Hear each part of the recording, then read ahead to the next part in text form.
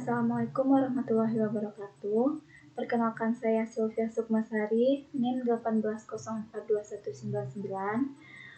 Di video kali ini saya akan membahas mata kuliah Etika Administrasi Negara. Poin-poin yang akan saya bahas diantaranya yaitu terdapat 2 poin. Yang pertama, legitimasi. Yang kedua, korupsi.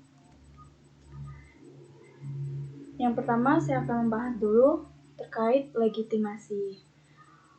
Legitimasi merupakan kualitas hukum yang berbasis pada penerimaan putusan dalam peradilan, atau seberapa jauh masyarakat mau menerima dan mengakui kewenangan, keputusan, ataupun kebijakan yang diambil oleh seorang pemimpin. Maka, hubungan antara pemimpin dan masyarakat lebih ditentukan adalah dalam mengambil keputusan masyarakat untuk menerima atau menolak kebijakan yang diambil oleh sang pemimpin tersebut. Legitimasi dapat menciptakan kestabilan politik dan perubahan sosial. Penerimaan dan pengakuan masyarakat menciptakan kestabilan pemerintah dalam membuat berbagai keputusan dan kebijakan, serta mampu dengan baik dalam mengatasi sebuah permasalahan, dibandingkan pemerintah yang kurang atau tidak memiliki legitimasi. Yang mana pemimpin akan berupaya untuk mendapatkan dan mempertahankan legitimasi dari masyarakat. Begitu pula sebaliknya, masyarakat akan memberikan pemimpin legitimasi dengan melihat apa kebijakan dan harapan yang diberikan kepada masyarakat tersebut. Dalam beberapa literatur ilmu politik, konsep legitimasi berkait erat dengan kewenangan. Letak perbedaannya sangat sederhana. Kewenangan berkaitan dengan otoritas seseorang dalam melakukan atau memutuskan suatu mengandung legitimasi yang di dalamnya. Sedangkan legitimasi adalah sikap timbal balik terhadap otoritas tersebut. Dengan kata lain, legitimasi terletak pada suatu pemaknaan atas kebebasan pada suatu rezim atau sistem kekuasaannya. Menurut Ramlan Surbakti pada tahun 1992, legitimasi dapat diperoleh dengan berbagai cara. Cara diantaranya yaitu, yang pertama terdapat simbolis, yang kedua prosedural, yang ketiga material.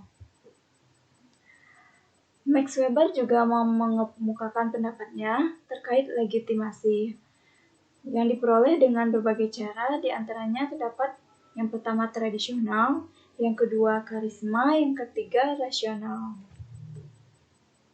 Yang mana dari pemaparan yang di awal tadi dapat saya simpulkan legitimasi tersebut adalah sikap penerimaan masyarakat terhadap suatu kekuasaan atau otoritas yang sedang memerintah. Yang kedua, sikap penerimaan sebagai konsep yang kita kenal sebagai legitimasi itu sangat penting bagi bekerjanya praktik kekuasaan. Yang ketiga, dalam beberapa bentuk, legitimasi menempel dalam kewenangan seperti dalam kekuasaan formal kenegaraan. Yang keempat, ada berbagai cara untuk mendapatkan legitimasi di luar jalur kekuasaan formal tadi, yakni dengan cara memanipulasi moral, nilai, dan tradisi yang ada di masyarakat, sehingga bisa mendapatkan keabsahan untuk memerintah. Poin yang kedua yaitu korupsi. Seperti kita ketahui, tindakan pejabat publik, baik politisi maupun pegawai negeri, serta pihak lain yang terlibat dalam tindakan yang secara tidak wajar dan tidak legal, menyalahgunakan kepercayaan publik yang dikuasakan kepada mereka untuk mendapatkan keuntungan sepihak. Dari sudut pandang hukum, tindak pidana korupsi secara garis besar memenuhi unsur-unsur sebagai berikut. Di antaranya yaitu, yang pertama, perbuatan melawan hukum, yang kedua, penyalahgunaan wewenang dan kesempatan, yang ketiga, memperkaya diri sendiri dan orang lain, yang keempat, yang pastinya merugikan keuangan negara. Selanjutnya yaitu jenis tindak pidana korupsi, diantaranya yang pertama memberi atau menerima hadiah atau disebut dengan penyuapan, yang kedua penggelapan dan pemerasan dalam jabatan, yang ketiga ikut serta pengadaan bagi pegawai atau penyelenggara negara, yang keempat menerima gratifikasi bagi pegawai atau penyelenggara negara tersebut. Nah, selanjutnya yaitu dalam arti luas, korupsi adalah penyalahgunaan jabatan resmi untuk keuntungan pribadi.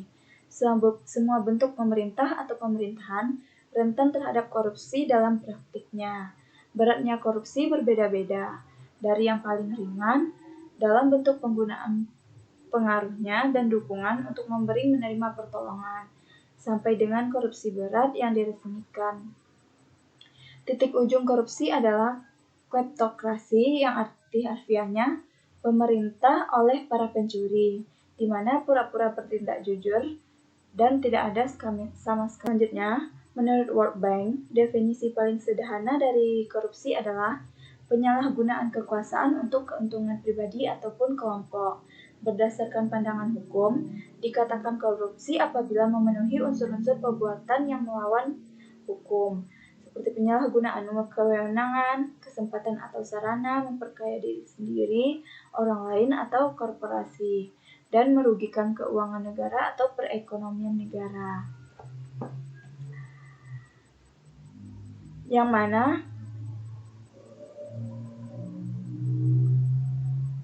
mana korupsi seolah menjadi warisan budaya yang sengaja dilestarikan oleh oknum-oknum tak bertanggung jawab. Jika korupsi dalam suatu masyarakat telah merajalela dan akibatnya menjadi makanan masyarakat setiap harinya, maka akibatnya akan menjadikan masyarakat sebagai masyarakat yang kacau, tidak ada sistem sosial yang dapat berlaku dengan baik. Setiap individu dalam masyarakat hanya akan mementingkan dirinya sendiri atau self-interest, bahkan selfishness. Tidak akan ada kerjasama dan persaudaraan yang tulus. Selanjutnya yaitu faktor penyebab korupsi.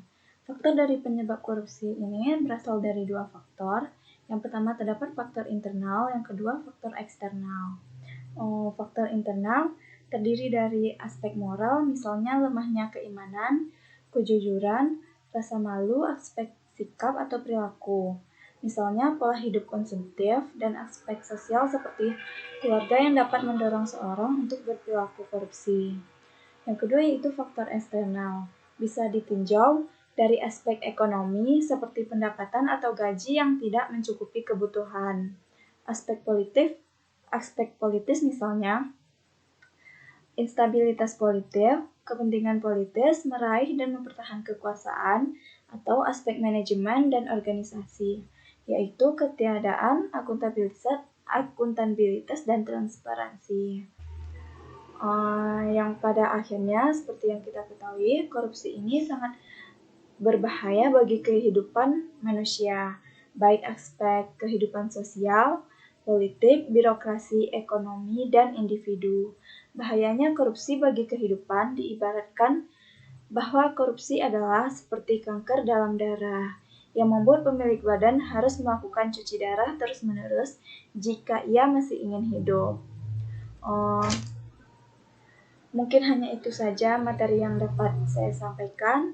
Terlebih dan terkurang saya mohon maaf. Assalamualaikum warahmatullahi wabarakatuh.